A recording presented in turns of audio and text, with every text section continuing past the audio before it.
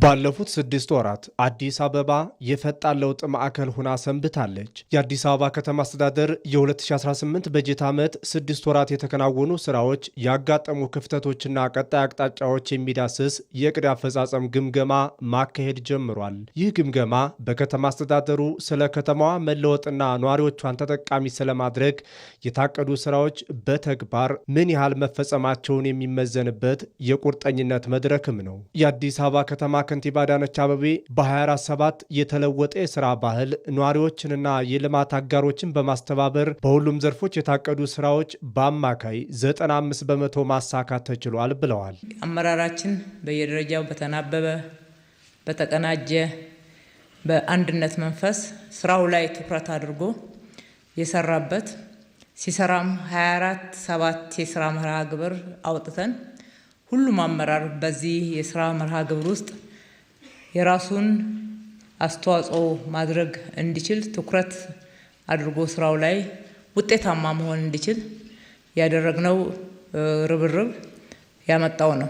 በጋራ ሰርተን አዲስ አበባን የብልጽግና ተምሳሌት የማድረግ ራዕያችንን እናሳካለን ያሉት ከንቲባ አዳነች በከተማ አስተዳደሩ ከወረዳ እስከ ማዕከል የተመዘገቡ ስኬቶች ነዋሪውንም በማሳተፍ መሆኑን ተናግረዋል። አመራራችን ስራ በሚሰራበት ወቅት ውጤትን በልቀት ሲመዝን የስራ ጥራት፣ የስራ ትጋት ሁሉንም አመራር በተቀናጀ መንፈስና በተቀናጀ አሰራር ስራ ውስጥ እያስገባ የልማት ኃይሎችን ሁሉ ደግሞ እያቀናጀ ወደ ስራ እንዲያስገባ ያስቀመጥነው የአሰራር መርሃ ግብር በየጊዜው በተሻለ ሁኔታ እየተመዘገበ የመጣበት መሆኑን እናያለን። በእርግጥ ውጤቱ የአመራሮቻችን ብቻ አይደለም።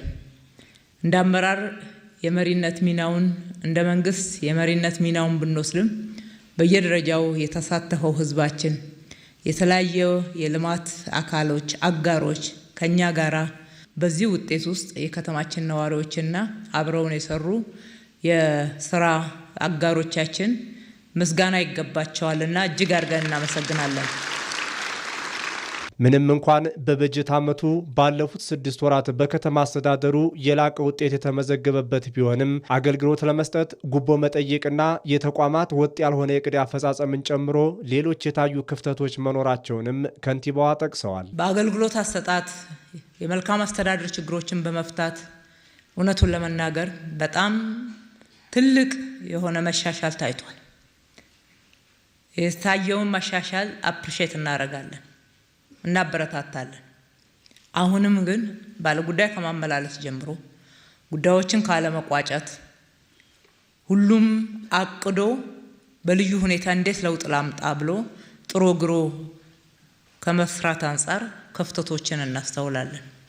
ያሉ ክፍተቶች ትልቅ ትኩረት የሚሰጣቸው ናቸው። ይህ ግምገማ አዲስ አበባ ይበልጥ ብሩህ፣ ጽዱና ለነዋሪዎቿ ምቹ የማድረግ የታላቅ ህልም አካል ነው። መዲናዋ በ6 ወራት ውስጥ ያስመዘገበችው ድል የተስተዋሉ ክፍተቶችን ለማስተካከልና ለቀጣዮቹ 6 ወራት የላቀ ስራ ለመስራት እንደ ትልቅ ስንቅ ሆኖ ይወሰዳል።